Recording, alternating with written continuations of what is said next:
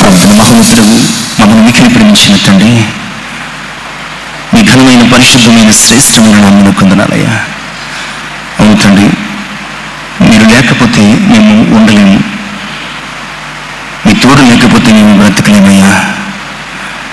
మీ సన్నిధిలో మరియు కుమారు మాకు స్థానం ఇచ్చి, మీ సన్నిధి భాగ్యం ఇచ్చి, మీ సన్నిధి బలం ఇచ్చి, మీ సన్నిధి స్వరమును మాకు వినిపింప చేయడానికి అయా ఉద్దేశం కలిగి ఉన్న మా ప్రభావం నీకు వందనాలు. ఇంతవరకు స్తుతించి ప్రార్థించి ఆరాధించండి. ఇప్పుడు మీ వాక్యమును ధ్యానించాలని ఆశపడుతున్నాను. నా మాటలు కేవలం నిష్ప్రయోజనం అయినా మీరు మాట్లాడేటట్టు మాకు అవసరం. మానవ ఆత్మను మరుగుపరిచి, మానవ స్వరమును మరుగుపరిచి, మహిమ కలిగిన మీ శుద్ధాత్మ సహాయం, మనోహరమైన మీ స్వరం మాకు అనుగ్రహించి మీరు మహిమ ఘనత ప్రభావం పొందుకోమని ఈ సేనామును ప్రార్థించి వేడుకుంటున్నాను తండ్రి. దయచేసి కూర్చున్నామండి. దేవునికి మహిమ కలుగును గాక. దేవుని ప్రేమించి ఆయన పరిశుద్ధ సన్నిధిని చేరివచ్చినటువంటి ప్రియ విశ్వాసులందరికీ మన ప్రభువును ప్రియరక్షకుడైన యేసుక్రీస్తు వారి పరిశుద్ధ నామములో శుభాలు తెలియజేస్తున్నాను. ప్రభువును ప్రియులైన దేవుని మహోన్నతమైన కృపను బట్టి 2025వ సంవత్సరం ఈ మే నెల ఈ చివరి ఆదివారం ఆరాధనకు మనం నడిపించబడ్డాం. 2025వ సంవత్సరం ప్రవేశించింది. అప్పుడే ఇంచుమించుగా ఒక 4 దినాలలో 5 నెలలు పూర్తిగా వస్తున్నాయి. ఈ 5 నెలలలో మన జీవితంలో అనేక పరిస్థితులు సంభవించాయి. అనేక శ్రమలు, ఇబ్బందులు కలిగాయి. అయినప్పటికీ దేవుడు తన కృపను మనకు దూరం చేయలేదు. తన కృప చేత మనల్ని కాపాడి దినము వెంబడి దినం, నెల వెంబడి నెల, సంవత్సరం వెంబడి సంవత్సరం ఇస్తూ ఆయన తన సన్నిధి కాంతి చేత, ఆయన తన ముఖ దర్శనం చేత మనల్ని బలపరుస్తున్నారు. అందును బట్టి మనం అందరం కూడా దేవునికి వందనస్తులమైన ఈరోజు ఏర్పాటు చేయబడినటువంటి ధ్యాన పాఠములు రాజులు 2వ గ్రంథము 5వ అధ్యాయం మొదటి 6 వచనాలు పాత నిబంధన గ్రంథం నుంచి. ఇక రెండవదిగా మార్కు సువార్త 7వ అధ్యాయం 31 నుంచి 37 వచనాలు క్రొత్త నిబంధన సువార్త పాఠంగా మనం చదువుకున్నాం. మూల వాక్యము మార్కు సువార్త 7వ అధ్యాయం 37వ వచనాన్ని చదువుకుందాం. ఈయన సమస్తమును బాగుగా చేసి ఉన్నాడు, చెవిటివారు వినినట్లుగాను, మూగవారు మాట్లాడునట్లుగాను చేయుచున్నాడని చెప్పుకుని అపరిమితముగా ఆశ్చర్యపడింది. ప్రభువునందు ప్రియులారా, ఈ మాట రాయబడడానికి, అనబడడానికి, చెప్పబడడానికి, ఈరోజు మన చేత చదవబడడానికి ముందు ఇక్కడ జరిగినటువంటి ఒక సంఘటన మనం చూద్దాం. 31వ వచనం నుంచి మనం గమనిస్తే కనుక ఆయన సీదోను ద్వారా దెకపొలి ప్రాంతముల మీదుగా గలిలయ సముద్రం దగ్గరికి రావడం, అప్పుడు కొందరు చెవుడు నత్తి గల ఒకరిని ఆయన ఎదుకు తీసుకుని రావడం, వారు అతనిని తీసుకుని వచ్చి వాని మీద చెయ్యి ఉంచమని, అంటే బాగు చేయమని ఆయనను వేడుకొనగా, ప్రభు ఆ చెవుడు నత్తి గల వారిని సమూహంలోంచి ఏకాంతంగా తోడుకుని వెళ్ళిపోయి వాని చెవులలో తన వ్రేలు పెట్టి ఉమ్మి వేసి వాని నాలుకను ముట్టి ఆకాశం వైపు కన్నులెత్తి నిట్టూర్పు విడిచి ఎఫ్ఫతా అని వారితో చెప్పాడు. ఆ మాటకు అర్థం ఏమిటంటే తెరువబడమని. అంతటా వాని చెవులు తెరువబడ్డాయి. ఆ నాలుక నరము సడలి వాడు తేటగా మాట్లాడుతున్నాడు. ఇది జరిగిన పిమ్మట ఆయన వారితో అన్నాడు, ఎవరికి చెప్పొద్దు అని చెప్పినప్పుడు వారు మరింత అధికముగా ఆ సంఘటన ప్రచురం చేశారు. అయితే అక్కడ ఉన్నటువంటి వారు ఈ సంఘటన అంతా చూసి ఒక మాట చెప్పుకుంటున్నారు. అదేమిటంటే, ఈయన సమస్తమును బాగుగా చేసి ఉన్నాడు. ఈయన సమస్తమును బాగుగా చేసి ఉన్నాడు. ప్రియులారా, ఆయన సమస్తమును బాగు చేయగలిగిన దేవుడు. ఆయన సమస్తమును బాగు చేయగలిగిన దేవుడు. మనమే ఆయన సమస్తమును బాగు చేయగలడని నమ్మలేకపోతున్నాం తప్ప, సమస్తమును బాగు చేయగలిగినటువంటి దేవుని మీద మనం ఆధారపడలేకపోతున్నాం తప్ప, ఆయన సమస్తమును ఆ రోజు ఈ రోజు ఈనాటికి, ఎందుకంటే ఆయన నిన్న నేడు నిరంతరము ఏకరీతిగా ఉన్నవాడు. ఆయన అప్పుడు బాగు చేశాడు, ఇప్పుడు బాగు చేస్తాడు, ఎప్పటికీ ఆయన సమస్తము బాగు చేస్తాడు. ప్రపంచంలో చాలామంది ఈ రిపేర్ చేసేవాళ్ళు మెకానిక్స్ ఉంటారు. అలాగే ఇప్పుడు అడ్వాన్స్ టెక్నాలజీ వచ్చిన విధంగా కంప్యూటర్స్ ఇంకా అదర్ థింగ్స్ ఉన్నాయి. వాటిని బాగు చేయడానికి కూడా టెక్నీషియన్స్ ఉంటారు. మెకానిక్స్, టెక్నీషియన్స్, ఇంకా చెప్పాలంటే ఇతర సంబంధించినటువంటి ఈవెన్ మనల్ని కూడా బాగు చేసే వారు ఉంటారు. మనకేమైనా రోగం వచ్చిందనుకోండి, శారీరక రోగము, మానసిక రోగము, ఇంకా ఇతర రోగాలు వచ్చినాయి అనుకోండి, దాన్ని కూడా బాగు చేసేవారు ఉంటారు. వాళ్ళని ఏమంటామంటే మనం డాక్టర్స్ అని మాట్లాడు. అంటే ప్రపంచంలో ఏ వస్తువుకు, ఏ వ్యవస్థకు, ఏ వ్యక్తికి సమస్య వచ్చినా లేదా పాడైనా దానిని బాగు చేయడానికి ఒక సెట్ ఆఫ్ పీపుల్ ఉంటారు. కొంతమందిని మెకానిక్స్ అని, కొంతమందిని టెక్నీషియన్స్ అని, కొంతమందిని డాక్టర్స్ అని, ఇంకా రకరకాల పేర్లు పెట్టి మనము పిలుచుకుంటాం. ప్రియులారా, మనం ఇప్పటివరకు చెప్పుకున్నటువంటి ఈ వ్యక్తులు ఎవరైనా సరే వారు ఒక దానికి సంబంధించినటువంటి వారు మాత్రమే, ఒక దానికి సంబంధించిన వారు. ఒక బైక్ మెకానిక్ ఉన్నాడండి, ఆయన ఏం చేస్తాడు, ఏం బాగు చేస్తాడు? అందులోనూ ఇప్పుడు ఇంకా చాలా ఎక్కువైపోయింది కనుక బుల్లెట్ బాగు చేసే మెకానిక్ ఏం చేస్తాడు? బుల్లెట్నే బాగు చేస్తాడు. లేదంటే ఫలానా ఆ బైక్ బాగు చేసే వ్యక్తి ఫలానా బైక్ని బాగు చేస్తాడు. అలాగే డాక్టర్స్ ఉన్నారు, మనల్ని బాగు చేసే డాక్టర్స్. వాళ్ళు కూడా ఏం చేస్తారు? ప్రతి పార్ట్కి ఒక డాక్టర్, బ్రెయిన్కి సంబంధించిన, నరాలకు సంబంధించిన డాక్టర్ని న్యూరాలజిస్ట్ అని, గుండెకి సంబంధించిన డాక్టర్ని కార్డియాలజిస్ట్ అని, ఎముకలకు సంబంధించిన డాక్టర్ని ఆర్థోపెడిషియన్ అని, పిల్లలకి సంబంధించి పీడియాట్రిషియన్ అని, ఇక ఊపిరితిత్తులకు సంబంధించి పల్మనాలజిస్ట్ అని, ఇలాగూ ఒక్కొక్క అవయవానికి సంబంధించి ఒక్కొక్క డాక్టర్ ఉన్నాడు. గుండె జబ్బు దగ్గరికి ఊపిరితిత్తుల సమస్య ఉన్నవాడు వెళ్తే ఇది నా ప్రాబ్లం కాదు, నువ్వు పల్మనాలజిస్ట్కి చూపించుకో, పలానా డాక్టర్ బాగుంటాడని వీలైతే సజెషన్ చేస్తాడు. అంటే అంత చదువు, ఒకప్పుడు ఎంబీబీఎస్ చదివితే శరీరం అంతటిని కూడా ఏం చేసేవారు? చాలా సులువుగా. నేను వచ్చిన కొత్తలో చెప్పారు, ఎల్ఐసి ప్రాంతంలోనట, ఎల్ఐసి బిల్డింగ్ దగ్గర గాంధీ గారి హాస్పిటల్ ఉండేదంట.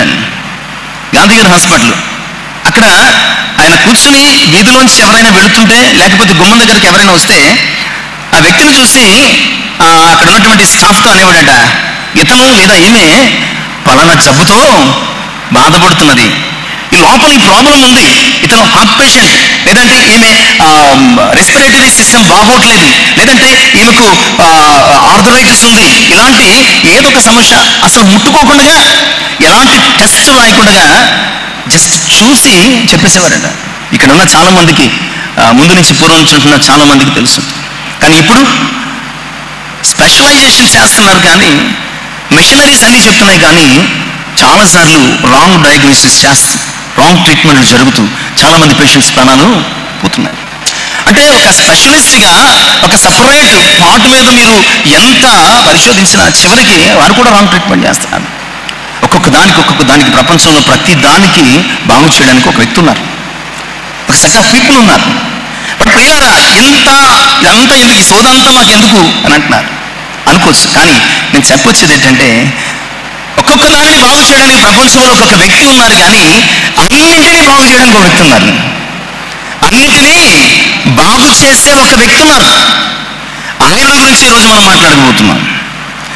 అక్కడ ఉన్నటువంటి జనసమూహం అందరూ కూడా ఆయన బంధువులు కాదు, స్నేహితులు కాదు, ఆయన పొగడడానికో మరొకటి చేయడానికో ఆయనకు సంబంధించిన వారు ఎవరు కాదు. ఆయన ద్వారా ఏదో మేలు పొందడానికి, ఏదో స్వస్థత పొందడానికి, ఏదో పొందడానికి వచ్చిన వారే. వారు అక్కడ జరిగినటువంటి సంఘటనలు చూసి, ఇంతకుముందు జరిగిన సంఘటనలు చూసి, వారు విన్న వాటిని కన్న వాటిని గురించి వారు ఆయనను గురించి మాట్లాడుతున్నటువంటి మాట ఏమిటంటే, ఈయన సమస్తమును బాగు చేయగలిగిన వాడు, సమస్తమును సెటరైట్ చేయగలిగిన వాడు, సమస్తమును హీల్ చేయగలిగినవాడు, సమస్తమును రిపేర్ చేయగలిగిన వాడు, సమస్తమును క్రమపరచగలిగిన వాడు. ఆయన ఏమైనా చేస్తాడు. సమస్తము అన్న దానిలో విశ్వమంతా కూడా ఇంక్లూడ్ అయింది, విశ్వమంతా కూడా కలిసిపోయింది.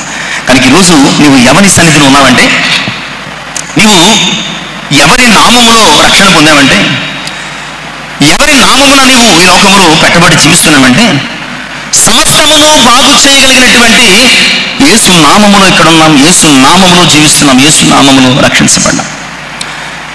ఇలాంటి సమస్తమును బాగు చేయగలిగినటువంటి దేవుణ్ణి కలిగి మనము ప్రతి విషయంలో కూడా టెన్షన్ పడుతూ, దిగులు పడుతూ, వేదన చెందుతూ, కృంగిపోతూ, కలవరపడుతూ చాలాసార్లు మనము మన విశ్వాసాన్ని పోగొట్టుకుంటున్నాం. చాలాసార్లు మనం మన విశ్వాసాన్ని పోగొట్టుకుంటాం. అందుకని మరొకసారి ఇక్కడ జరిగిన సంఘటన ద్వారా అక్కడ ఆ జనసమూహము మాట్లాడుకున్నటువంటి మాటను మనం ధ్యానం చేయడానికి సిద్ధపడదాం.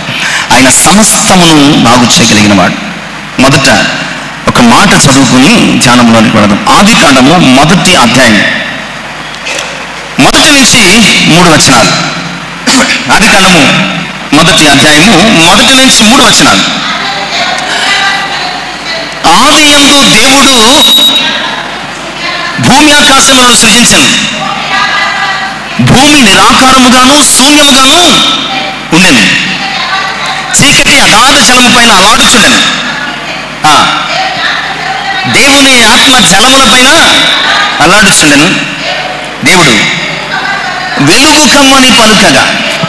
ప్రియులారా, ఆయన సమస్తమును బాగు చేయగలిగిన వాడు. ఈ మాటకు ఆధారం ఏంటో తెలుసా? ఈ మాటకు, ఎందుకంటే మన ఎదుట గొప్ప అద్భుతం చేసిన మళ్ళా కష్టం వస్తే మనం ఏమిటో మళ్ళా విశ్వాసంలో దిగజారిపోతాం.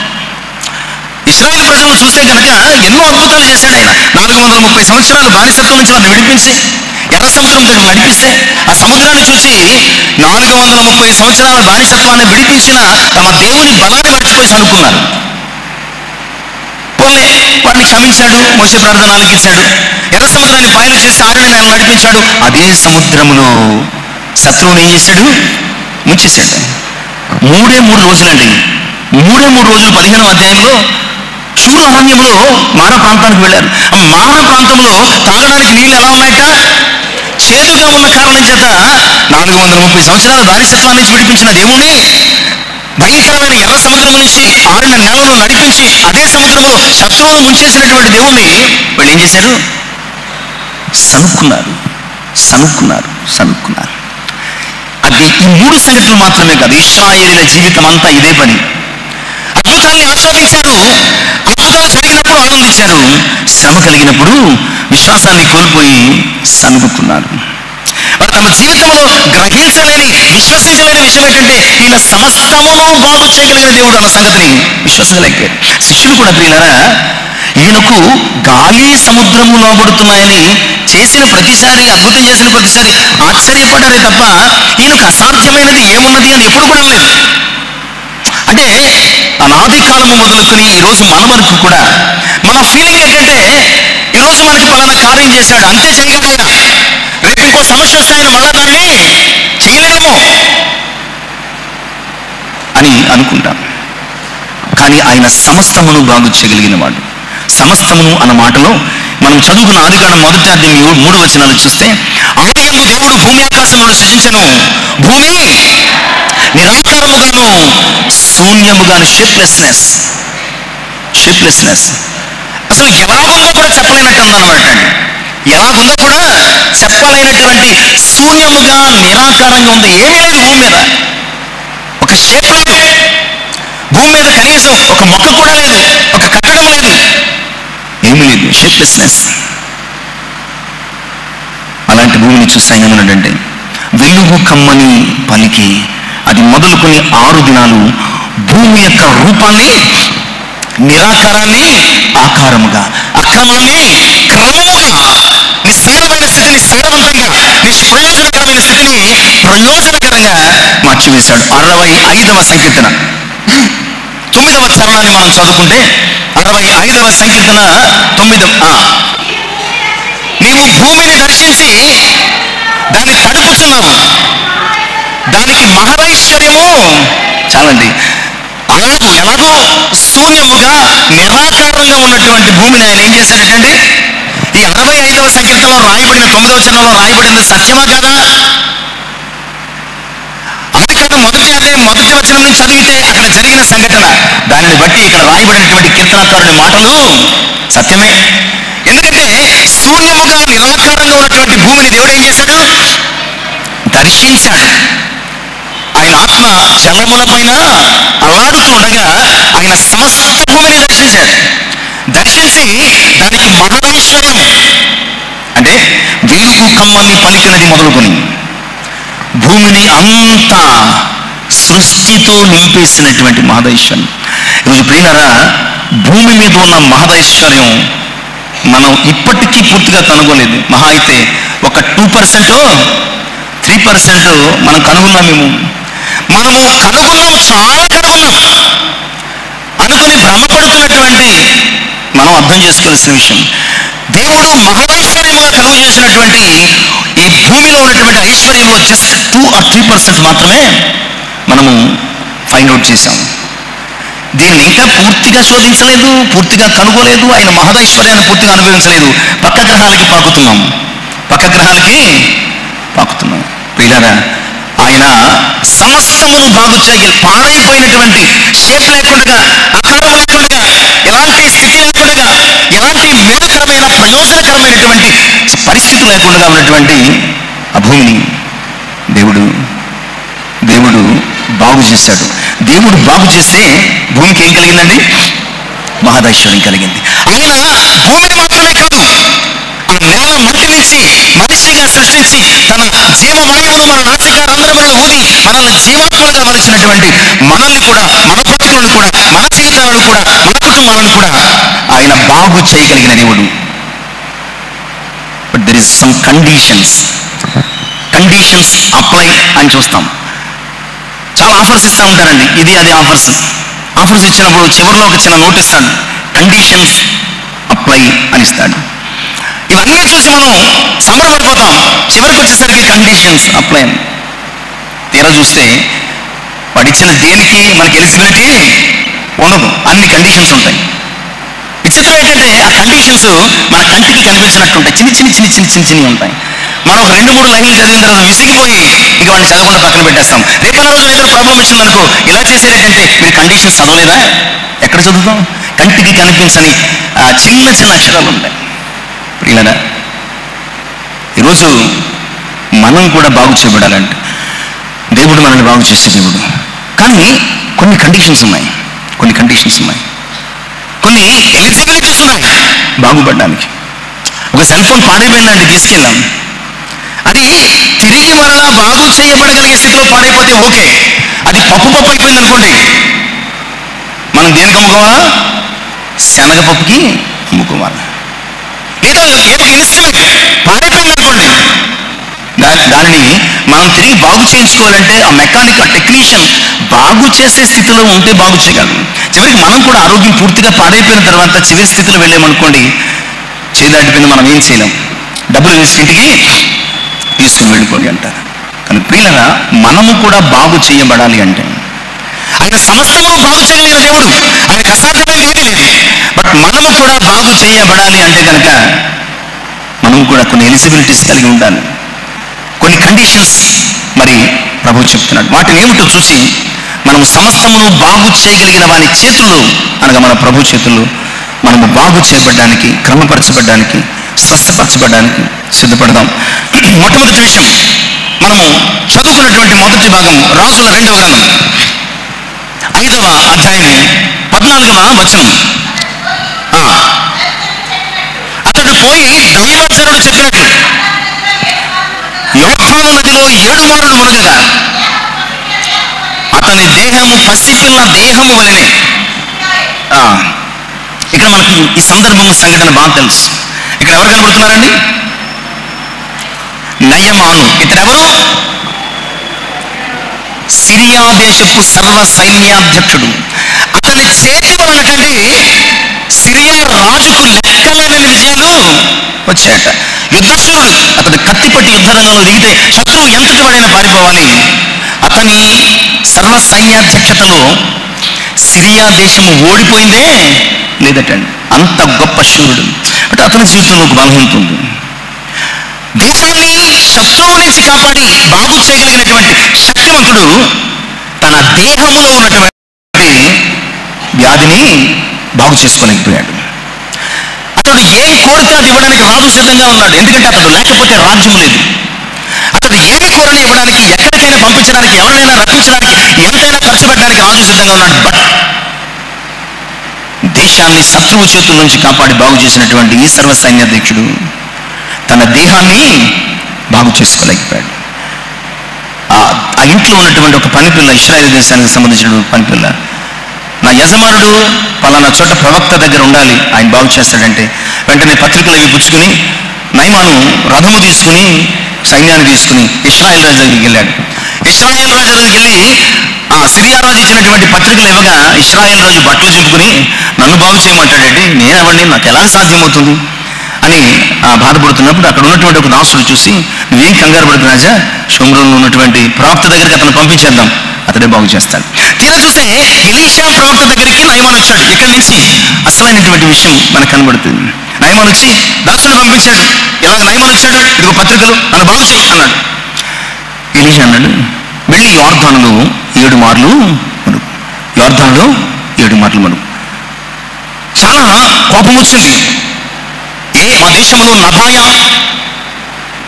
ఫర్పరు అనే నదులు గొప్ప గొప్పవి కావా?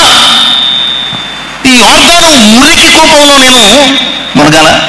ప్రియులారా, యోర్దాను వర్షాకాలంలో చాలా ఉధృతమైనటువంటి నీటి వరవడి ప్రవాహం కలిగి ఉంటుంది. కానీ మిగతా కాలాలలో అది నీరు ఎండిపోయి అంతేమి నీరు కలిగినటువంటి పరిస్థితి లేక బురదగా కనబడుతుంది.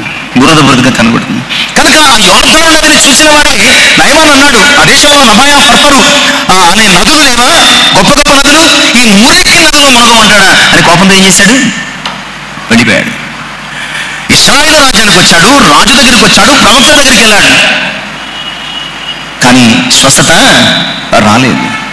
మనం కూడా చాలాసార్లు దేవుని దగ్గరికి వస్తున్నాం, దేవుని సన్నిధి దగ్గరికి వస్తున్నాం, ప్రార్థన చేస్తున్నాం, బట్ స్వస్థత రావటం లేదు. మరి ఆయన సమస్తాన్ని బాగు చేస్తాడు కదా, దేవుని సన్నిధికి వచ్చినప్పుడు ఎందుకు బాగు చేయటం లేదు? దేవుని దగ్గరికి వచ్చినప్పుడు ఎందుకు బాగు చేయటం లేదు? ప్రార్థన చేసుకుంటున్నాం, ఎందుకు బాగు చేయటం లేదు? అంటే దేవుడు సమస్తాన్ని బాగు చేయలేడా? చాలాసార్లు అనుమానం వస్తుంది, చాలాసార్లు అనుమానం. బట్ దేవుడు సమస్తాన్ని బాగు చేస్తాడు. బట్ సమస్య ఏమిటో మనం చూద్దాం. తిరిగి వెళ్ళిపోయాడు. రాజ్యానికి వచ్చాడు, రాజు దగ్గరకు వచ్చాడు, ప్రవక్త దగ్గరకు వచ్చాడు, ఎలాంటి ఉపయోగం లేదు. తిరిగి అదే రోగముతో ఇంటికి వెళ్ళిపోయాడు. అప్పుడు రాజుల 2వ గ్రంథంలోనే 5వ అధ్యాయము పై వచనాలు 14కు సంబంధించి పై వచనాలు మనం చూస్తే ఒక దాసుడు అన్నాడటండి, ఏమంటే, అయ్యా ప్రవక్త ఏం చెప్పాడు నీతో, అసలు ఏమన్నాడు చెప్పు, అంత కోపంగా వచ్చేసావు నువ్వు, ఏమన్నాడు కోపంగా వచ్చేసావు? ఏమన్నాడు? యోర్దానులో మునగమన్నాడు. ఏ ధనం ఇమ్మంటే, బంగారం ఇమ్మంటే, వెండి ఇమ్మంటే ఇవ్వవా నువ్వు? ఇస్తాను. ఏమి అడగలేదు కదా ప్రవక్త, నేను జస్ట్ యోర్దానులో 7 సార్లు మునుగు అన్నాడు. నీకు వచ్చిన నష్టం ఏంటి? కనువిప్పు కలిగింది. వెంటనే నయమాను వెళ్ళి యోర్దానులో 7 మార్లు మునిగాడు. ప్రియులారా, రాజు దగ్గరికి, ప్రవక్త దగ్గరికి వచ్చి వేడుకున్నటువంటి నయమానుకు అప్పుడు రాని స్వస్థత ఇప్పుడు ఎందుకు వచ్చింది?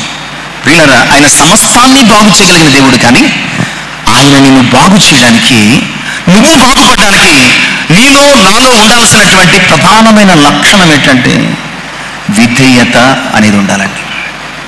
విధేయత. ముందు వచ్చినప్పుడు నయమానుడు ఎక్కడ విధేయత లేదు. నేను సిరియా సర్వ సైన్యాధ్యక్షుడిని అని చెప్పి అతిశయముతో, గర్వముతో రాజు దగ్గరికి, ప్రవక్త దగ్గరికి వచ్చాడు. పైగా ఆర్డర్స్ తీసుకొచ్చాడు. ఇదిగో మా రాజు నన్ను బాగు చేసి పంపించమన్నాడు, అందుకనే చింపుకున్నాడు. మా రాజు నన్ను బాగు చేసి పంపించమన్నాడు, నేను ఎక్కడ బాగు చేయను? వస్త్రాలు చింపుకున్నాడు.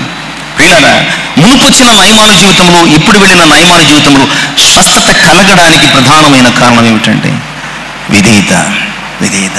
నువ్వు దేవుని సన్నిధికి వస్తున్నావు, దేవుని దగ్గరికి వస్తున్నావు, ప్రార్థిస్తున్నావు, ప్రార్థన చేస్తున్నావు, ఎలా కాబడేటువంటి క్రైస్తవ విశ్వాసిగా నువ్వు చలామణి అవుతున్నావు. బట్ నీ జీవితం బాగుపరచబడలేదంటే, సమస్తమును బాగు చేయగలిగినటువంటి దేవుని దగ్గరికి వస్తున్నటువంటి నీ జీవితం ఇంకా బాగు చేయబడలేదంటే ప్రియులారా, నువ్వు బాగు చేయబడడానికి అవసరమైనటువంటి విధేయత నీ జీవితంలో ఇంకా రాలేదు. మనము బాగు చేయబడాలంటే మనము విధేయులుగా ఉండాలి. విధేయులుగా ఉండాలి. దేవుని సన్నిధిలో విధేయత కలిగి బాగు చేసినటువంటి వారి జీవితాలు చూస్తే ప్రియులారా, విశ్వాసంతో పాటు మరొక విశేషమైనటువంటి లక్షణం ఉంటుంది. వారు విధేయత కలిగిన వారిగా, ఒక కనానసుడు తన కుమార్తెను బాగు చేసుకోవడానికి, ఒక కుష్ఠరోగి తన అనారోగ్యాన్ని బాగు చేసుకోవడానికి, ఒక రక్తస్రావం గల స్త్రీ తన బలహీనతను తీసివేసుకోవడానికి, వీరందరూ విశ్వాసంతో పాటు ఏం కలిగి ఉన్నారండి? విధేయతను కలిగి ఉన్నారు. ఆయన సమస్తమును బాగు చేయగలిగిన వాడు, ఆయన నిన్ను నన్ను బాగు చేయాలంటే ప్రియులారా, అధికారముతోనో అతిశయముతోనో మరొక కారణం చేతనో నువ్వు దేవుని సన్నిధికి వస్తే నీకు పని అవుతుంది. ఖచ్చితంగా నువ్వు ఎవరి దగ్గరికి అయితే వెళుతున్నావో ఆయన పట్ల నువ్వు విధేయత కలిగి, వినయము కలిగి నువ్వు ప్రవర్తించాలి. ఎందుకంటే ఆయన ఆకాశం అందున్నాడు, నీవు భూమి మీద ఉన్నావు. ఆయన సమస్తమును బాగు చేయగలిగిన దేవుడు, బాగు చేయగలిగిన వానికి నీ జీవితాన్ని అప్పగించుకో. చూడండి, డాక్టర్ దగ్గరికి వెళ్ళినప్పుడు ఎంత ఆలస్యం చేసినా, ఎంత చివాట్లు పెట్టినా, ఏం చేసినా మనం ఏమన్నా డాక్టర్ గారిని తిడతామా? ఏమైనా తిడతామా? గంటలు ఏంటంటే వీలైతే బయట ఉన్నటువంటి ఆ రిసెప్షనిస్ట్ మీదో ఆ కాంపౌండర్ మీద కేకలేస్తాం తప్ప డాక్టర్ దగ్గరికి వెళ్ళిన వెంటనే చేతులు కట్టేసుకుంటాం. ఎందుకండి ఈయన ఏం రాసేస్తాడు? కోప్పడితే ఈయన ఏం రాసేస్తాడో లేనిపోని బాధ, భయము, విధేయత. ఎక్కడ లేని విధేయత వచ్చేస్తుందా అంటే ప్రియరా, ఆయన నిన్నేం చేయడు, కానీ నువ్వు ఆయనకు విధేయత చూపిస్తే నీ జీవితాన్ని మాత్రం ఆయన ఖచ్చితంగా బాగు చేస్తాడు అన్న సంగతిని దేవుని యొక్క, అది కూడా పరిపూర్ణంగా రాయబడుతుంది. పసిపిల్ల, మనము ఏదైనా ఒక బండి కానీ లేదంటే మనము రిపేర్కు ట్రీట్మెంట్గా వెళ్ళామనుకోండి, బాగు అయితే అవుతుంది కానీ అది మునుపట్లాగా ఉండదు. బాగైతే అవుతుంది కానీ నువ్వు ఎంత ఒక అనారోగ్యంతో నీవు ఒక ట్రీట్మెంట్ తీసుకున్న బాగుపడతావు, కానీ మునుపటి ఆరోగ్యం నీలో ఉండవు. ఆ బలహీనత ఎప్పుడైనా నీకు ఇబ్బంది పడుతుంది. కానీ ఇక్కడ అలా కాదు. ఇక్కడ నయమాను జీవితంలో స్వస్థత ఎలా వచ్చిందో తెలుసా అండి? పసిపిల్ల దేహము వలె, పసిపిల్లాడి దేహం వలె మారిపోయింది. ఆయన సమస్తాన్ని బాగు చేయగలిగిన వాడు. ఇక రెండవ విషయాన్ని కూడా మనము త్వరగా చూద్దాం. మనకు తెలిసినవి కొత్త విషయాలు ఏం చెప్పట్లేదు నేను. మనం బాగుపరచబడడానికి రెండవ విషయం, యెషయా గ్రంథము 38వ అధ్యాయం 3వ వచనం నుంచి, యెహోవా యథార్థవంతుడనై సత్యముతో నీ సన్నిధిని నేను ఎట్లు నడుచుకొంచు, నీ దృష్టికి అనుకూలముగా కృపతో జ్ఞాపకం చేసుకోమని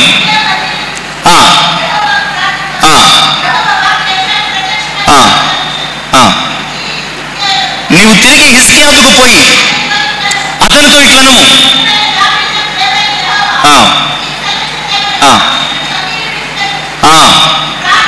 నీ కన్నీరు విడిచి చూచుతు, నీ ప్రార్థన నేను అంగీకరించుతుని, ఇంకా 15 సంవత్సరములు ఆయుష్.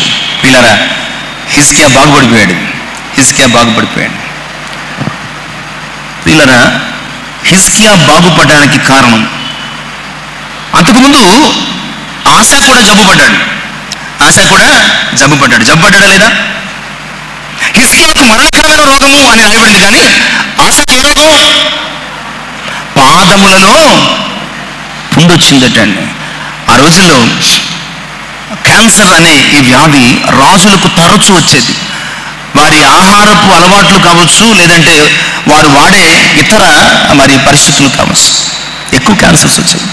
ఇద్దరు యోగరాజులే, ఇద్దరు కూడా అద్భుతమైనటువంటి పరిపాలన చేసిన వారే ఒకప్పుడు. ఇద్దరు కూడా తమ జీవితము మొదటి కాలంలో చాలా గొప్పోళ్లే. ఇద్దరు కూడా చివరి కాలంలో మనస్సుగా గర్వించినట్లు వాక్యం చెప్తుంది. ఆశ చనిపోయాడు జబ్బు పుట్టి. హిజ్కియా తర్వాత చనిపోయాడు, కానీ 15 సంవత్సరాలు లైఫ్ స్పాన్ ఎక్స్టెండ్ చేయబడింది. 15 సంవత్సరాలు. హిజ్కియా బాగు చేయబడడానికి. తర్వాత యెషయా అంజూరపు ఆ పండ్ల ముద్దలు తీసుకెళ్లి ఆ గాయం మీద పెట్టగా హిజ్కియా ఏమయ్యాడటండి? బాగు చేయబడ్డాడు. ఈ 38వ అధ్యాయం చివరి భాగంలో అది మనకి కనబడుతుందండి. బాగు చేయబడ్డాడు. హిజ్కియా బాగు చేయబడ్డానికి కారణం కారణం ఏంటండి? కారణం ఏమిటంటే యథార్థమైనటువంటి ప్రవర్తన.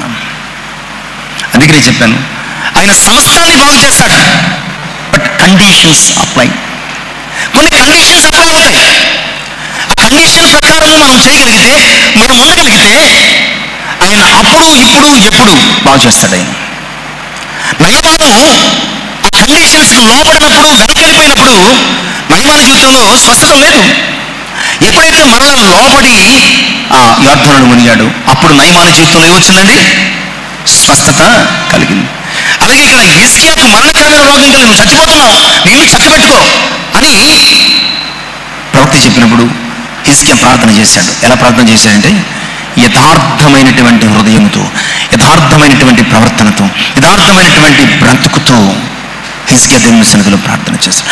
హిజ్కియా జీవితంలో లైఫ్ స్పాన్ ఎక్స్టెండ్ అవ్వడానికి కారణం, అతని ఆయుష్ పెరగడానికి, 15 సంవత్సరాలు పెరగడానికి, అతను బాగుపరచబడ్డానికి కారణం ఏమిటంటే అతని యథార్థత. ప్రియులారా, నీవు దేవుని సన్నిధిలో యథార్థ ప్రవర్తన కలిగి ఉంటే ఆ నీ యథార్థ ప్రవర్తన నేను బాగు చేస్తుంది. ఎందుకంటే ఆయన యథార్థవంతులకు ఏ మేలు చేయకుండా ఉండటండి. అంటే అన్ని మేలులు చేస్తాడు, ఒక్క మేలు కూడా విడిచిపెట్టాడు. ఆయన యథార్థవంతులకు ఏ మేలు చేయకుండా మానడు అని వాక్యం సెలవిస్తుంది. కనుక ఈరోజు నీ బాధలు, నీ వ్యాధులు, నీ వ్యాధులు ఆయన సన్నిధికి వచ్చి ఉంటాయి. కనుక మన గురించి ఆయన మాట్లాడుతున్నాడు. ఆయన సమస్తాన్ని బాగు చేసే దేవుడు, ఎస్పెషల్లీ నిన్ను నన్ను తప్పకుండా బాగు చేసే దేవుడు. ఎందుకంటే మనము ఆయన వారం, ఆయన సొత్తు. అయితే కండిషన్స్ ఏంటంటే, నీవు ఆయన సన్నిధిలో విధేయత కలిగి ఉన్నావా? విధేయత కలిగి ఉంటే ఆయన నిన్ను బాగు చేస్తాడు. ఆయన సన్నిధిలో యథార్థత కలిగి ఉన్నావా? నువ్వు యథార్థత కలిగి ఉంటే ఆయన నిన్ను తప్పకుండా బాగు చేస్తాడు. ఎందుకంటే 112వ సంకీర్తన 4వ వచనంలో అంటాడు, యథార్థవంతులు కట్టండి ఏం పుడుతుందట? చీకటిలో. నిజమే, యథార్థవంతుడైనటువంటి హిజ్కియా జీవితంలో సడన్ గా చీకటి వచ్చేసింది. నువ్వు చచ్చిపోతున్నావు అంటే చీకటి వచ్చేసింది. అతని యథార్థతను బట్టి ప్రార్థించగా తిరిగి అతని జీవితంలో గొప్ప వెలుగు కలిగింది. ఇక మూడవ విషయాన్ని ఆయన సమస్తాన్ని బాగు చేస్తాడు. నిన్ను నన్ను కూడా ఆయన బాగు చేయడానికి మూడవ కారణం చూద్దాం. యోబు గ్రంథము 42వ అధ్యాయము 10వ వచనం. యోబు గ్రంథం 42వ అధ్యాయం 10వ వచనం. యోబు తన స్నేహితుల నిమిత్తము ప్రార్థన చేసినప్పుడు యెహోవా అతని క్షేమ స్థితిని అతనికి మరలా దయచేశాను. చాలండి, ఇక్కడ ఆయన సమస్తాన్ని బాగు చేసే దేవుడు. ఒకప్పుడు యోబు జీవితం చాలా బాగుండేది, బట్ తరువాత యోబు సమస్తము ఏమైపోయింది? ఒకటి కాదు, ఆస్తులు పోయి, అంతస్తులు పోయి, అన్ని పోయి, చివరికి శరీరము పాడైపోయింది, ఆరోగ్యం పాడైపోయింది. ఇక చావు తప్ప వేరొక ఆప్షన్ లేదు. అందుకనే భార్య అన్నది, నీకు చావడం తప్ప ఇంకొక ఆప్షన్ లేదు, కానీ చచ్చిపోయి ఎందుకు వచ్చింది కూడా నీ బాధ ఏం చూడలేకపోతున్నాం. ఇలారా సమస్తము పాడైపోయింది. కానీ యోబు ఎవరిని నమ్ముకున్నాడో తెలుసా? యోబు సమస్తము పాడైపోయింది, కానీ యోబు ఎవరిని నమ్ముకున్నాడు, ఎవరి యందు ఆధారపడ్డాడంటే సమస్తమును బాగు చేయగలిగినటువంటి దేవుని యందు ఆధారపడ్డాడు. కనుకనే ఇలారా యోబు జీవితంలో సమస్తాన్ని బాగు చేసుకున్నాడు. సో ఇప్పుడు మన జీవితంలో సమస్తము బాగు చేయగలిగిన దేవుడు మనల్ని బాగు చేయాలంటే 2 విషయాలు చెప్పుకున్నాం. మొదటిది ఏంటండి? 1 విధేయత, 2 యథార్థత, 3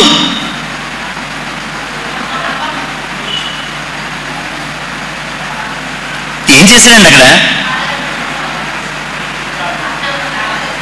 రానండి, ప్రార్థన చేశాడు. ప్రార్థన చేసినప్పుడు యోబుని దేవుడు స్వస్థపరిచాడు. మరి మేము ప్రార్థన చేస్తున్నామండి, మేము విజ్ఞాపన చేస్తున్నాం, ఉపవాసాలు ఉంటున్నాం, ఇంకా చాలానే చేస్తున్నాం. మరి మా ప్రార్థన ఆలకించి దేవుడు మాకెందుకు స్వస్థత ఇవ్వటం లేదు? బట్ నువ్వు నేను చేసే ప్రార్థనకి యోబు చేసే ప్రార్థన there is lot of difference. చాలా వ్యత్యాసం ఉంది. ఈరోజు ఇలాంటి ప్రార్థన నువ్వు ఎప్పటికీ చేయలేవు. ఆలోచించుకో.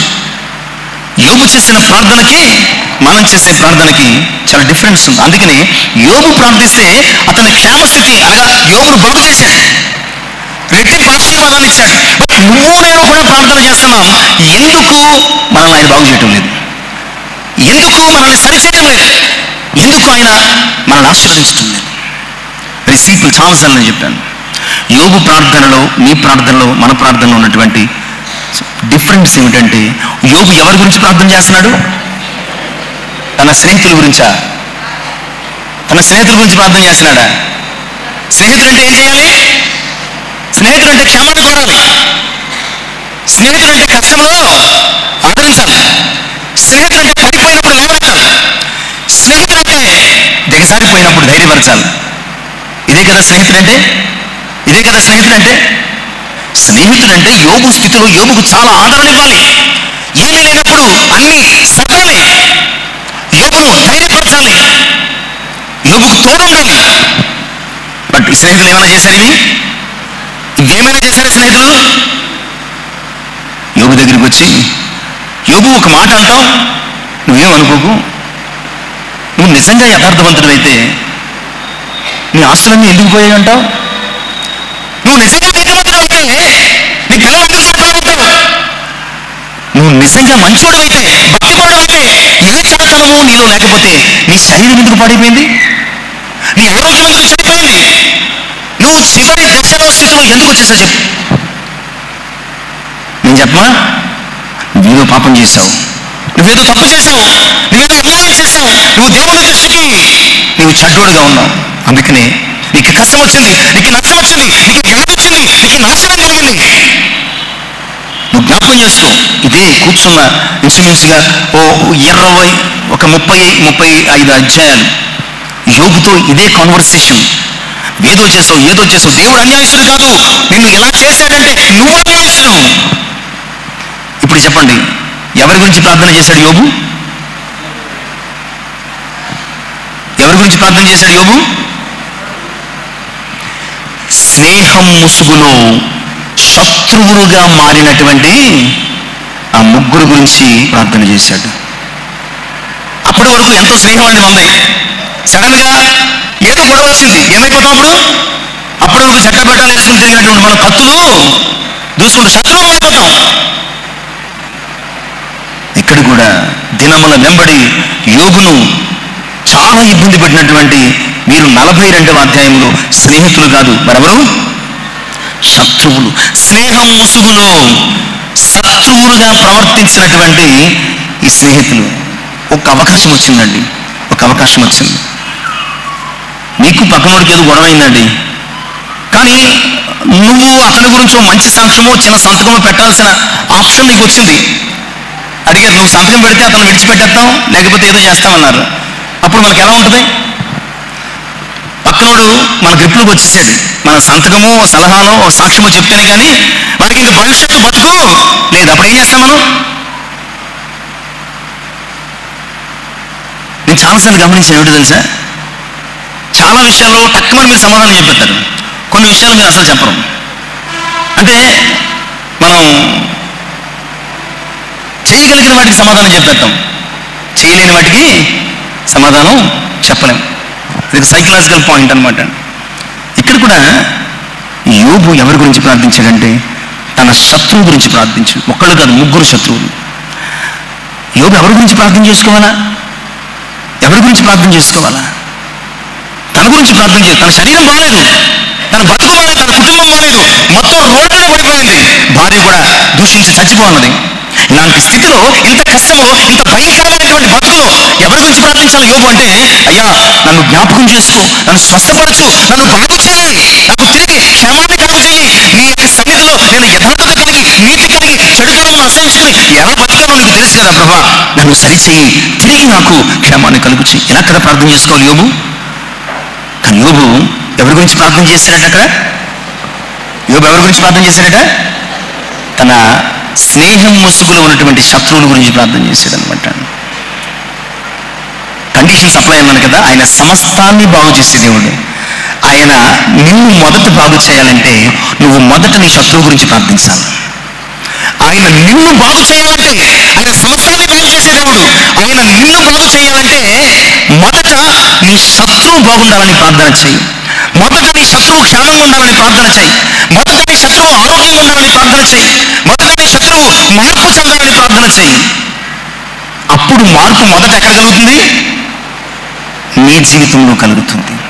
మార్పు ఎక్కడ కలుగుతుంది? మొదట నీ జీవితం. యోబు తన శత్రువులుగా ఉన్నటువంటి స్నేహితుల గురించి ప్రార్థన చేస్తున్నప్పుడు రాయబడిన ఈ యొక్క 10వ వచనంలో రాయబడిన మాట్లాడేటట్టు తెలుసా? యోబు తన స్నేహితుల గురించి ప్రార్థన చేయగా దేవుడు యోబును జ్ఞాపకం చేసుకుని తన క్షేమస్థితిని మరలా కలుగు చేశాను, రెట్టింపు ఆశీర్వాదాలు ఇచ్చాడు. ఈరోజు ఆయన సమస్తాన్ని బాగు చేస్తాడు. మరి నన్నెందుకు బాగు చేయట్లేదండి అంటే, నువ్వు ప్రార్థన చేస్తున్నావు, నన్నెందుకు బాగు చేయట్లేదంటే నీ ప్రార్థనలో నీ శత్రువును క్షమించటం లేదు. నీ ప్రార్థనలో నీ పొరుగు వాడిని క్షమించటం లేదు. నీ ప్రార్థనా జీవితంలో అసలు క్షమాపణ అనే దానికి తావలేదు. అలాంటప్పుడు నిన్ను ఎలా జ్ఞాపకం చేసుకుని బాగు చేస్తాడు? ప్రభు నేర్పిన ప్రార్థన. ఏ ప్రార్థన చివరిలో ఏం చేస్తాం మనం? ఒకసారి గట్టిగా చెప్పండి, మీ నోటితో వినాలనుంది నాకు. ప్రార్థన అంతా అయిపోయిన తర్వాత ఆశీర్వాదానికి మధ్య ఏం చేస్తాం మనం? కొన్ని ఆశిస్తాను కానీ ఎప్పటికీ ఆ ఆశలు తీరవు నాకు. కొన్ని 10 సార్లు చెప్పాను, అది పరలోక ప్రార్థన కాదు. అది ఏ ప్రార్థన కాదు? పరలోక ప్రార్థన అని ప్రభు చెప్పాడు. అక్కడ రాయబడిందా? ఏమీ లేదు. ఆయన వారు ఎలాగూ ప్రార్థన చేయవలను వారికి నేర్పించడానికి ఇలా చెప్పాడు, పరలోకమందున్న మా తండ్రి అని.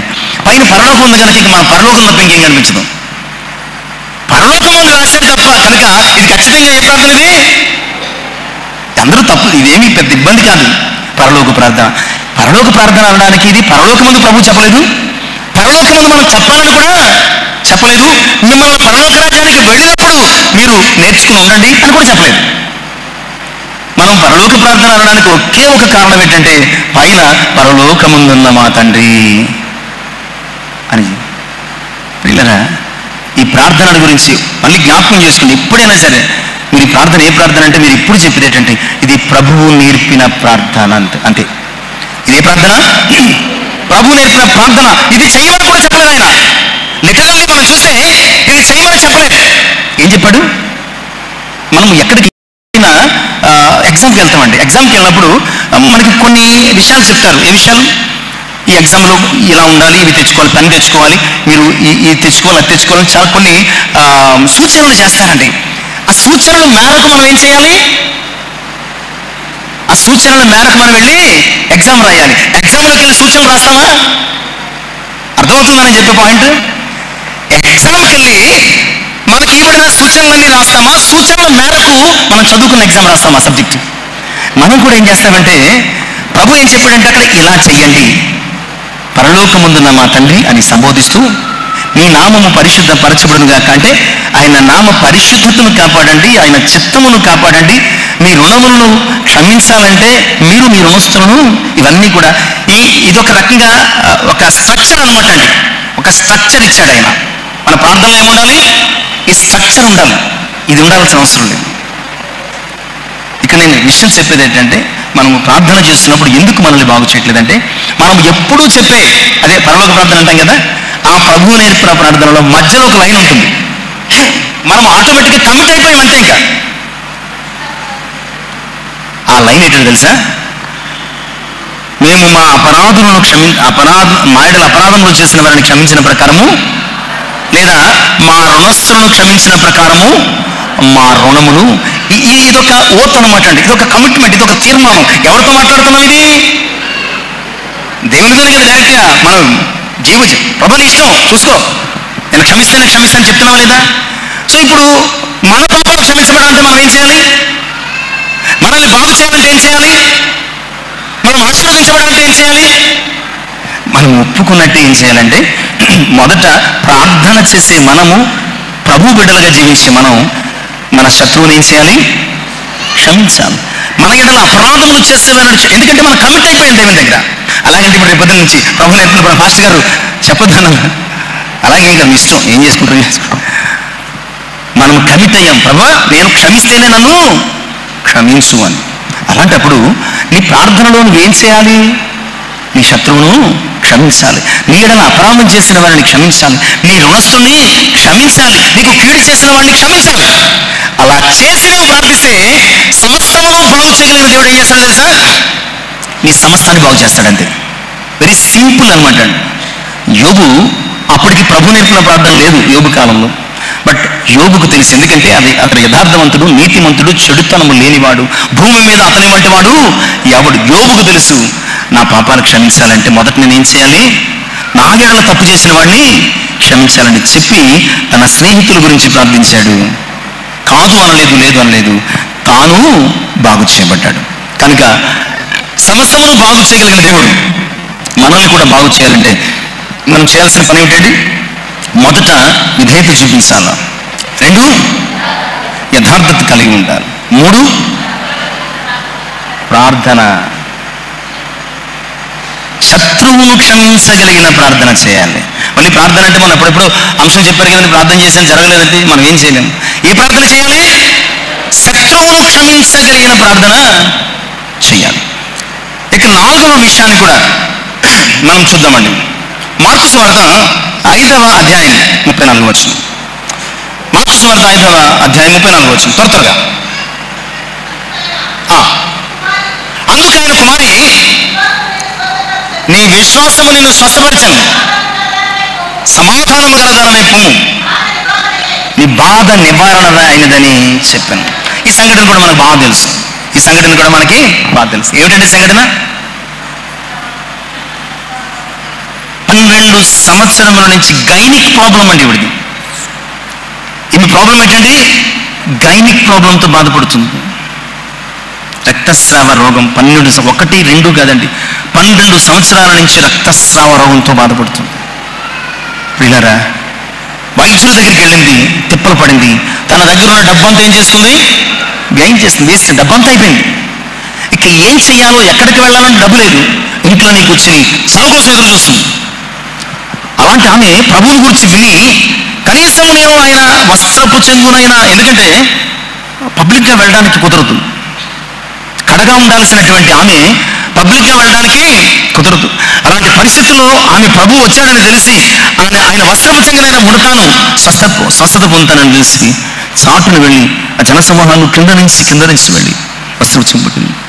వెంటనే ఆమె రక్తధార కట్టబడిను. వెంటనే స్వస్థత వచ్చింది, వెంటనే బాగు చేయబడింది. ప్రభు అన్నాడు, ఎవరు నన్ను ముట్టారు? ప్రభు అయ్యా ఎవరు ముట్టారని చెప్పు, అందరూ మీద పడుతున్నారు కదా. లేదు, ఇది ప్రత్యేకమైనటువంటి టచ్, ఇది సెపరేట్ టచ్, ఇది డిఫరెంట్గా ఉంది. ఆమె వణుకుతూ బయటకు వచ్చింది, అయ్యా నేనే ముట్టాను, నా బతికిది, నా బలహీనతది ముట్టాను. మనం భయపడకు, నువ్వు స్వస్థపరచబడ్డా. సమాధానం కలదని వాడి ఈమె స్వస్థపరచబడడానికి కారణం వెరీ సింపుల్, చాలా సింపుల్. అక్కడ ఆయన చెప్పేశాడు, నేను కూడా ఆయన చెప్పేసాను. ఈమె స్వస్థపరచబడడానికి కారణం ఏమిటో తెలుసా? విశ్వాసం. ఈమె జీవితంలోనే 2 విభిన్నమైనటువంటి అనుభవాలు చెప్తాను. ఈమె డాక్టర్స్ మీద విశ్వాసం ఉంచినంతసేపు, ఈమె తన డబ్బు మీద విశ్వాసం ఉంచినంతసేపు, ఈమె తనకు కలిగి ఉన్నటువంటి స్థితి మీద విశ్వాసం ఉంచినంతసేపు డబ్బు అయిపోయింది. డాక్టర్లు కూడా చేతులు ఎత్తేశారు. ఇలాంటి స్వస్థత రాలేదు. అన్నీ పోగొట్టుకుని విశ్వాసం మాత్రమే ఉంది. ఈమె దగ్గర అన్నీ అయిపోయింది. ఈమె దగ్గర ఏమైంది?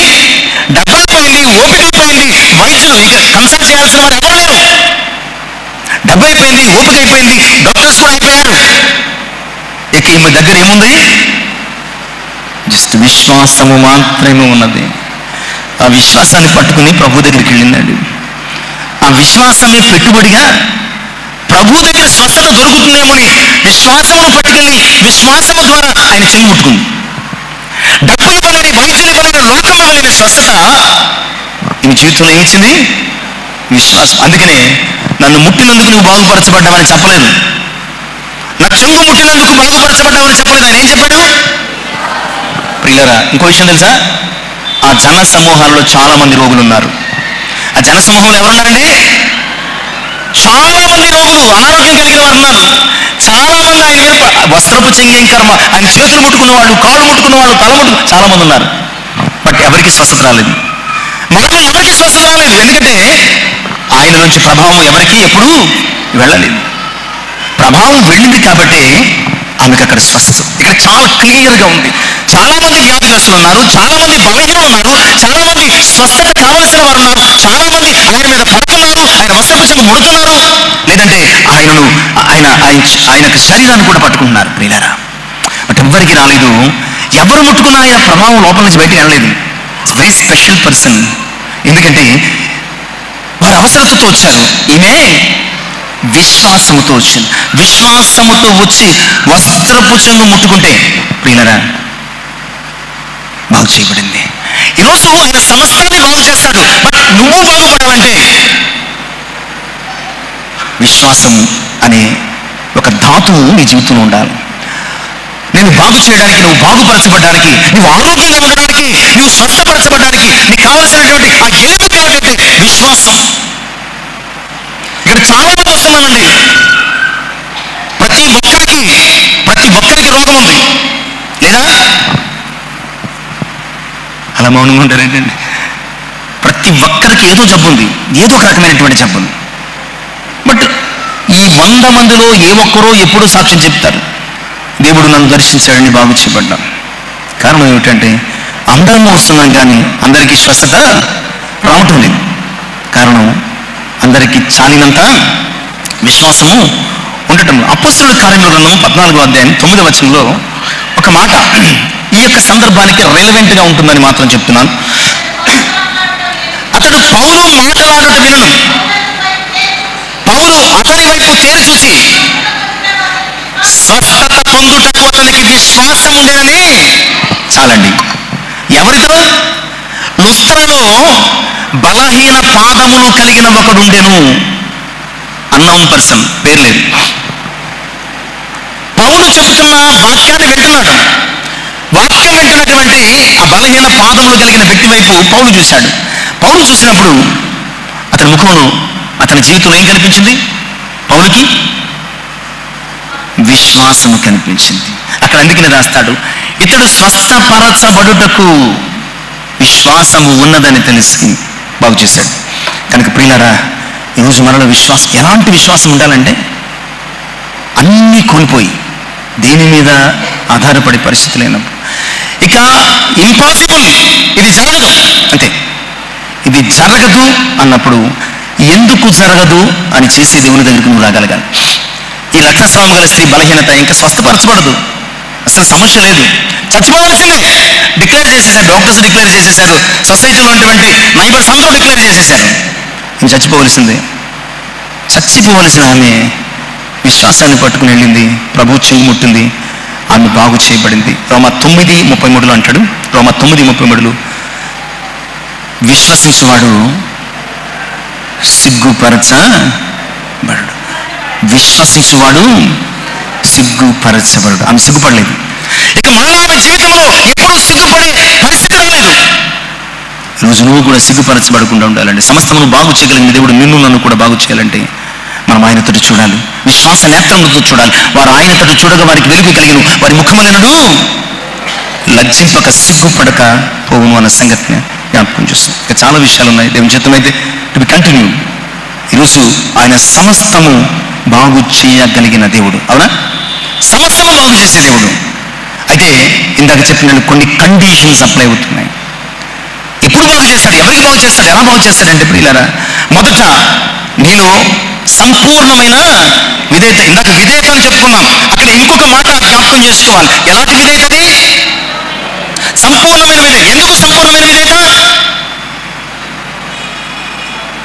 ఎందుకు సంపూర్ణమైన విధేయత అంటే, ప్రవక్త ఎన్ని మార్లు మునగమన్నాడు? ఎన్ని మార్లు మునిగాడు? ఇక్కడ నెంబర్ చెప్పడం మళ్ళీ 7 అని మొదలు పెట్టకండి మీరు. ప్రవక్త 7 మార్లు మునగమన్నాడు. నయమాను ప్రవక్త 6 మార్లు మునగమంటే 6 మార్లు మునగదు. ప్రవక్త 10 సార్లు మునగమంటే 10 సార్లు. అది సంపూర్ణమైన విధేయత. నయమాను సమస్తమును బాగు చేయగలిగిన మన చేతిలో బాగుపరచబడడానికి కారణం అతడు సంపూర్ణ విధేయతను కలిగి ఉన్నాడు. ఇక రెండవదండి యథార్థత. సంపూర్ణమైన యథార్థత కలిగినటువంటి హిజ్కియా జీవితంలో 15 సంవత్సరాలు. శత్రువును క్షమించే ప్రార్థన చేసినటువంటి యోబు జీవితంలో అతని క్షేమస్థితి వచ్చింది, పోగొట్టుకున్న దానికి రెట్టింపు పొందాడు. పట్టుకుని ఓపికన్నంతకాలం తిరిగినటువంటి రక్తస్రావం గల స్త్రీ తన జీవితంలో పొందుకోలేనటువంటి గొప్ప స్వస్థత, గొప్ప నివారణ ఆమె జీవితంలో పొందుకుందండి.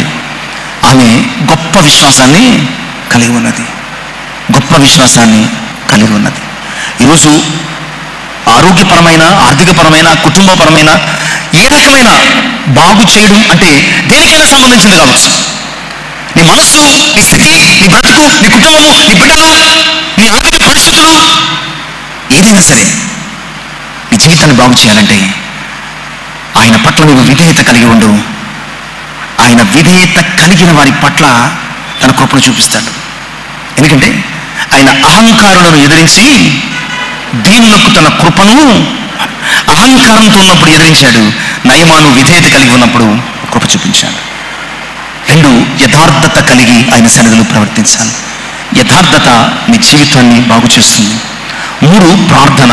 నీ గురించి చేసుకునే ప్రార్థన కాదు, కానీ నీ శత్రువు గురించి, నీ సహోదరుని గురించి, నీ పొరుగు వారి గురించి చేసే ప్రార్థన నీ జీవితంలో మొదటి కార్యాన్ని మొదలు పెడుతుంది. నువ్వు బాగుపడతావు.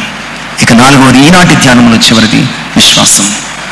నమ్ముట నివారణనైతే నమ్మవానికి నీవు నమ్మిన ఎడల దేవుని మహిమని చూస్తావు. ఆయన యొద్దకు వచ్చువాడు ఆయన ఉన్నాడని నమ్మవలను కదా. విశ్వాసం లేకుండా దేవునికి ఇష్టడై ఉండుట. విశ్వసించేవాడు కలవరపడు, విశ్వసించేవాడు భయపడు, విశ్వసించేవాడు చింతపడు, విశ్వసించేవాడు ఇందాక చదువుకున్నట్టుగా సిగ్గు. నువ్వు రక్తస్రావము గల స్త్రీకి ఉన్నటువంటి విశ్వాసమును కలిగి ఉండగలిగితే ప్రియరా నువ్వు బాగుపరచబడతావు. ఎందుకంటే అచంచలమైన విశ్వాసం ఆమె జీవితంలో ఆమె తెగించిన విశ్వాసాన్ని కలిగి ఉన్నది. ఆమె సంపూర్ణమైన విశ్వాసాన్ని, ఆమె విశ్వాసాన్ని గురించి మాట్లాడుకోవాలంటే ప్రియులారా మనం ఒక ప్రత్యేక ప్రసంగమే చేసుకోవచ్చు. అలాంటి విశేషమైన, విశిష్టమైనటువంటి విశ్వాసాన్ని ఆమె కలిగి జీవిస్తుంది. అలాంటి విశ్వాసాన్ని మనము కూడా కలిగి జీవించగలిగితే కనుక మన జీవితంలో కూడా దేవుడు సమస్తాన్ని బాగు చేస్తాడు అన్నటువంటి సంఘటన నేను మీకు తెలియజేస్తున్నాను. ఒక రిఫరెన్స్ మనం చదువుకుందాం ప్రియులారా. 107వ సంకీర్తన 20వ వచనం. 107వ సంకీర్తన. అమ్మా, ఆయన తన వాక్కును పంపి వారిని బాగు చేసెను. ఆయన వారి కష్టకాలం ముందు మొరపెట్టారటండి. ఎవరు? ఈ 107వ సంకీర్తన అంతా కూడా ఇదే. ఒక 5-6 సార్లు చూస్తాం. వారి కష్టకాలం ముందు మొరపెట్టారు, దేవుడు వారి మొర్ర ఆలకించి వారిని బాగు చేశారు. ఇశ్రాయేలు ప్రజలు వారి పడిన గుంటల నుంచి విడిపించబడడానికి వారి దేవునికి మొరపెట్టారట. ఆయన తన వాక్కును పంపించి వారిని బాగు చేశాడు. ఆయన నోటి మాట చేత సమస్తాన్ని బాగు చేసే దేవుడు. 147వ సంకీర్తన 3వ వచనం. ఇందాక మనం ఉత్తర ప్రచుత్ర భాగం చదువుకున్నాం. 147వ సంకీర్తన 3వ వచనం. ఆయన గుండె చెదరని వారిని బాగు చేయవాడు, వారి గాయములు కట్టుమాడు. ఆయన మానను మధురంగా బాగు చేశాడు, ఎండిన ఎముకలను మహాసైన్యంగా బాగు చేశాడు. ప్రియులారా, ఆయన శాన అను దెయ్యమును బట్టి పాడైపోయినటువంటి వ్యక్తిని బాగు చేశాడు. బాగు చేయగా స్వస్థచిత్తుడై మార్కు 5:15 అతడు ప్రభు పాదాల దగ్గర కూర్చున్నాడు. ఆయన పనే బాగు చేయడం. మన పని పాడైపోవడం అయితే ఆయన పని ఏంటో తెలుసా? ఆయన పని బాగు చేయడం. ఆయన బాగు చేస్తాడు, బాగు చేస్తాడు, బాగు చేస్తాడు. అయితే నువ్వు బాగు చేయబడ్డానికి విధేయత, నువ్వు బాగు చేయబడ్డానికి యథార్థత, నువ్వు బాగు చేయబడ్డానికి శత్రువును క్షమించే గుణము కలిగిన ప్రార్థన, నువ్వు బాగు చేయబడ్డానికి విశ్వాసం కలిగి ఉండగలిగితే ఈ రోజే ఆయన నిన్ను ముట్టి బాగు చేస్తాడు. ఈ రోజే ఆయన నిన్ను దర్శించి బాగు చేస్తాడు. ఈ రోజే ఆయన తన వాక్కును పంపించి నిన్ను బాగు చేయగలిగిన సమర్థుడు. ఈ సత్యాన్ని విశ్వసించిన ఎడల మన జీవితంలో క్షేమము, మేలు, బాగు కలుగుతుంది. అట్టి కృప పరిశుద్ధాత్మ మన కలుగుచేనుగా, ఈ మాటలు మన హృదయంలో ఫలింపచేనుగా. ఆమె తల ప్రార్థన చేసుకున్నాం. మహోన్నతుడైనటువంటి మా ప్రియ పరిశుద్ధులు మీకు కొందరు ఇంతవరకు మాతో మాట్లాడు. నిజమైన ఆయన మీరు సమస్తాన్ని బాగు చేసే దేవుడు. సమస్తాన్ని బాగు చేయగలిగిన మిమ్మల్ని విడిచిపెట్టి లోకమును పరుగులు పెడుతున్నాం. బాగుపడాలని, బాగు కోరి మమ్మల్ని ఎవరో బాగు చేస్తారని అలసిపోతున్నాం తప్ప బాగుపడటం లేదయ్యా. ఈరోజు మరొక మారు మాతో మాట్లాడారు. మీరు బాగు చేసే దేవుడు. మేము సంపూర్ణ విధేయత, పరిపూర్ణ యథార్థత, శత్రువును క్షమించే ప్రార్థనా జీవితం, అచంచల విశ్వాసం కలిగి ఉండగలిగితే ఈ క్షణాన్ని మీరు మమ్మల్ని బాగు చేస్తారు తెలియజేశారు. విన్న వాక్యం మా హృదయములు ఫలించండి అయ్యా. మమ్మల్ని బాగు చేయండి, మీ కృపతో బలపరచమని యేసయ్య శ్రేష్టమైన పరిశుద్ధ నామమున ప్రార్థించి వెళ్ళిపోతుంది అడిగి వేడుకొంచున్నానండి. ఆమె దేవుడికి మహిమ కలుగును గాక. దేవుడు మనకి ఆశించును గాక. ఆమేన్.